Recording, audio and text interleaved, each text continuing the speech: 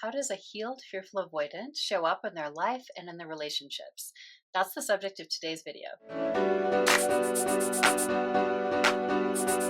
Hey everyone, I'm Sonia, and on this channel, I give you tips and strategies to help you have fulfilling lives and fulfilling relationships. And today we are on to the fearful avoidant, the healed fearful avoidant. So in my previous two videos, talked about the anxious preoccupied when they're healed and the dismissive avoidant when they're healed. And today it is the fearful avoidance turn. And as I've mentioned in many videos, I'm a healed fearful avoidant. So I have personal knowledge of this particular category. But it's true for all of these styles, what I've said in the other videos, which is that the personality is still going to be very much the same. Our original attachment style affects our personality. So the person is still the same person, but it's simply that sort of how they're interacting. It's more the specifics of that, how they're showing up, how they're feeling because of things changing with core wounds and limiting beliefs. That's what's going to have shifted. So there's going to look very different, even though they're still the same person in a lot of ways. So, and like I mentioned in the other videos too, some of this will be individual. There may be aspects that, are stronger, less strong, or have changed more, seem less changed in any individual person. We're all different. Attachment style, the whole attachment style theory is a theory, right? It's a schema for how we can look at things, but it's helpful because it gives us, ways to look at things and understand them. And then that gives us tools for change. So let's dive in to some of the aspects. I'll sort of pull out the threads here to give you the overall picture of how a healed fearful avoidant will look. So this is one I've talked about in its own video, at least one actually, which is the hot and cold thing with fearful avoidance. What I mean by that is when a fearful avoidant, often during an argument, gets triggered and then they flip into their dismissive avoidant side and can withdraw. But then at some points they flip into more of a clingy, anxious, preoccupied side. So that's why I guess it's really cold and hot because it's the cold first and then the hot. But so this often changes the most, I would say, with a healed. So this is something that changes greatly with a healed fearful avoidant. It's not that they might never slip into their dismissive avoidant side again when triggered, and then maybe have a little doubt about it and go a little bit back into anxious, preoccupied. But it's going to be very different. It's going to be less often. And those highs and lows of it, how extreme that cold and hot is going to change significantly. And a lot of that is because they're going to be managing it as they go through it. They understand it better now. They sort of catch it faster when it's happening.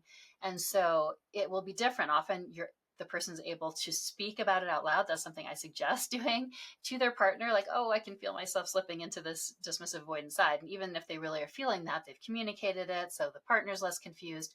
So even if it happens to some extent, it's going to be more managed and it's going to cause less friction in the relationship if it does happen. And specifically that side where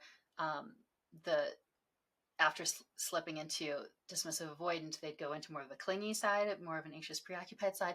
That often really goes away because they, having understood it, having maybe talked through it with their partner, and their partner knows what's going on, usually, even if it happens a little, it doesn't feel threatening to the relationship anymore. Like it's this huge thing that happened. It's not as big a deal.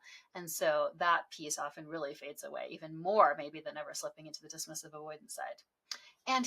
So here's a place where I want to bring in how the fearful avoidant personality can still be very much the same. So the fearful avoidant often is a very sort of passionate person who's intense in a lot of ways. That still will likely feel true for that person. That's more the personality aspect of it, which I want to distinguish between, actual interactions and behaviors. So the original attachment style can influence both personality and what these patterns have been, but it's these patterns that are changing, not so much the personality. All right, so the next aspect of a healed fearful avoidant I want to talk about is how boundaries change for them. So often fearful avoidants are pretty boundary-less, and then they suddenly set a really huge boundary. They get overwhelmed, and they'll set like a very big boundary. And usually what we ideally want is for someone to feel like they understand that they can change, they can have flexible boundaries, they can change, they can communicate as things shift and they understand more what they want, that boundary might change, and they're allowed to do that. But they're actually setting them in the first place because they don't feel like a boundary threatens the relationship or makes it less sort of like, I think fearful avoidance often can sort of forget to communicate just because they like sort of the depth of things, and forget to do sort of that communication piece, and actually state the thing instead of just going deep immediately into other topics. And so as fearful avoidants are healed, they're going to do more boundary setting, they're going to do more flexible boundary setting, and there's going to be less of that sudden like setting the big boundary. And this is important both because that can be confusing for people in relationship with the fearful avoidant, and because they're showing up properly if they're understanding what their boundaries should be and that they can change them overall. So they're being more actually authentic, which is something that's very prized for fearful avoidance and continues to be when they're healed, which is authenticity.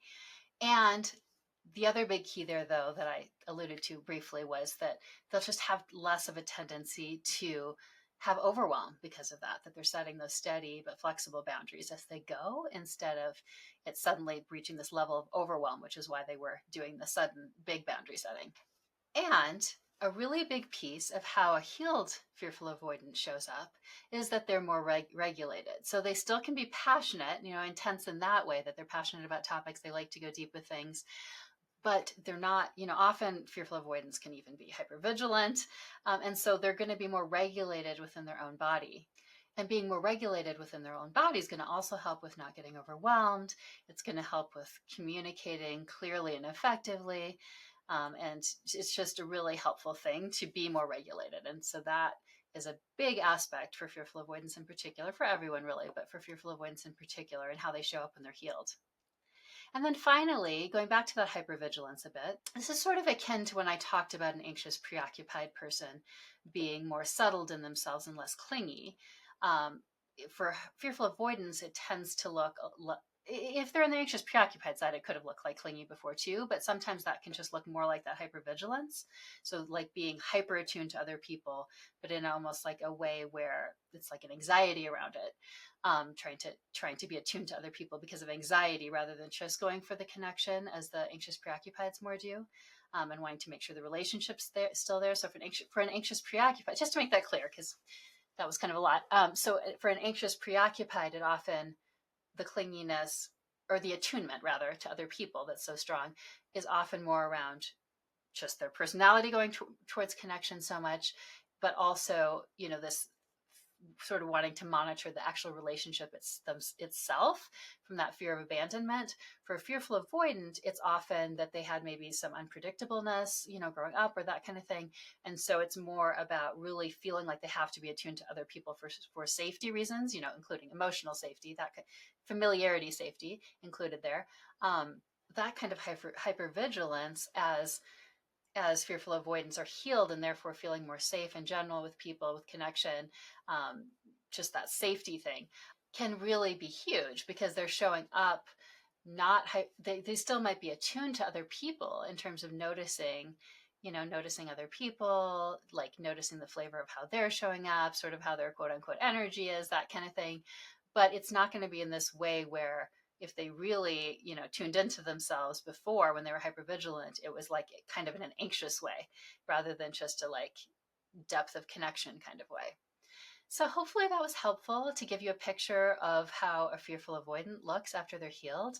They're still their fearful avoidant personality self in a lot of ways, where they can really like depth of connection. They tend to like deep conversation for similar reasons.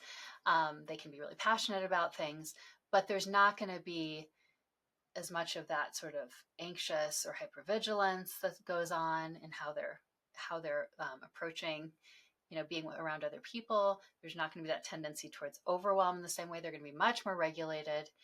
And then in terms of the actual relationship, a lot less of that flipping to either the dismissive avoidant or their anxious preoccupied side.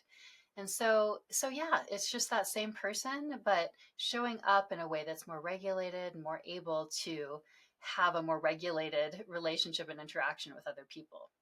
If you have anything you want to add to that, maybe you're a healed fearful avoidant yourself, or you know one, I'd love to hear about it in the comments, and I hope that was helpful.